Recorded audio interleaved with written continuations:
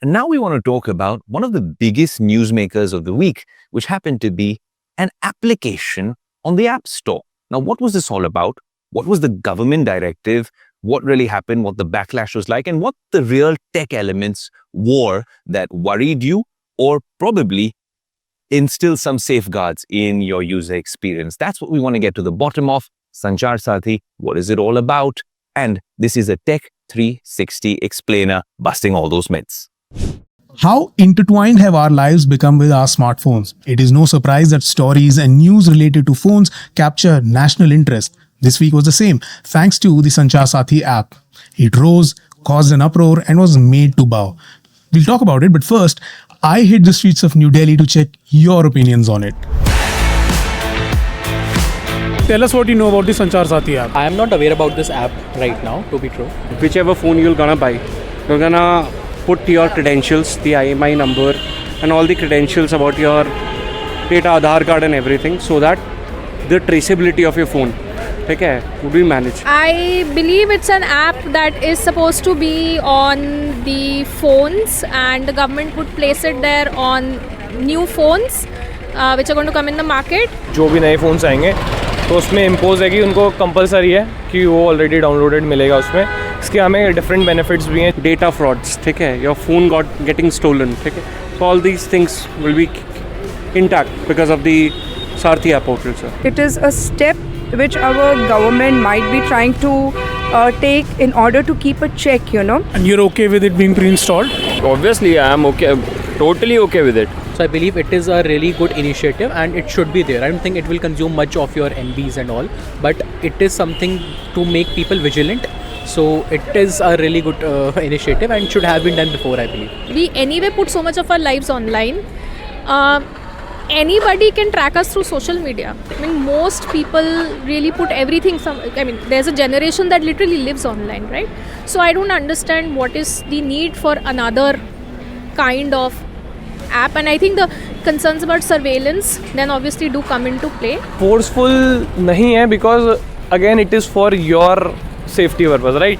Forceful तो वो होता है जो आपके लिए सेफ्टी पर्पस के लिए नहीं है, आपके लिए हित में नहीं है. अब ये कंफर्म नहीं है ना कि कितना डाटा गवर्नमेंट देख सकती है, कितना नहीं देख सकती. As a common citizen, I am exploring all other apps. I'm on the internet. I'm ready to share all my information with the public domain. It is there on public domain all the time for everyone to see. So why not, if my country is trying to look at its citizens and filter it for the protection reasons or to keep the citizens or keep the people safe. While the Sanchar Sathi portal has been around since the 16th of May 2023, the app was launched this year on the 17th of January. It is a useful tool to report stolen or lost phones and then track them. But on 28th November, our Department of Telecommunications issued a silent directive ordering every manufacturer of any phone being sold or even imported in India to pre-install this app on all new phones. And if the phone is out of the manufacturing line and it is in its sales journey, then push a software update that will install the app on user's phone. And all of this was to be done in 90 days. What pulled the trigger was the order explicitly stating that functionalities must not be disabled or restricted. So of course the reactions, they were pretty swift. Tech giants like Apple and Samsung and Google, they raised their concerns and some even pushed back, because any software, especially government software, when made mandated, it sort of creates a privacy minefield. The app and the directive, it also got heavy resistance and backlash from the opposition, of course. And so Minister Jyotiraditya Scindia confirmed in the parliament on the 3rd of December that the mandate is revoked. अगर आप इसको अपने phone पे रखना चाहते हो तो रखो, अगर आप इसको डिलीट करना चाहते हो तो डिलीट करो. जिस तरीके से, उदाहरण के तौर पर, आपके फ़ोन पे जब आप फ़ोन खरीदते हो तो उस पर कई ऐप्स आ जाती हैं, जैसे गूगल मैप्स भी आ जाता है. अब आपको गूगल मैप इस्तेमाल नहीं करना है तो आप डिलीट कर लो. अगर आपको संचार साथी इस्तेमाल नहीं करना है तो डिलीट कर दो. इसका मतलब ये ऑप्शनल है सर. ऑब्वियसली डिलीट कर सकते हो आप. I am personally a little happy that this controversy did shine more limelight on the app, because it kind of remains one of the only concrete ways to access CEIR, the database, and help block your stolen or lost phone's IMEI across all networks. The new Chakshu feature in the app, that's also pretty neat. You can report annoying scam and fraud calls directly to the ministry.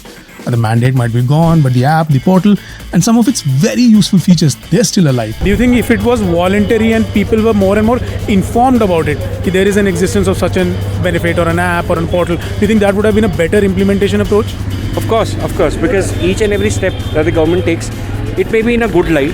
However, a consensus-oriented or a discussion-based or an awareness-based approach is always, it takes precedence over such a forced action. Of course, that should have been taken by the government. मतलब option तो होना चाहिए ना हर आदमी को अपना. Tell us if you found it useful enough to use it. You know how to reach out to us.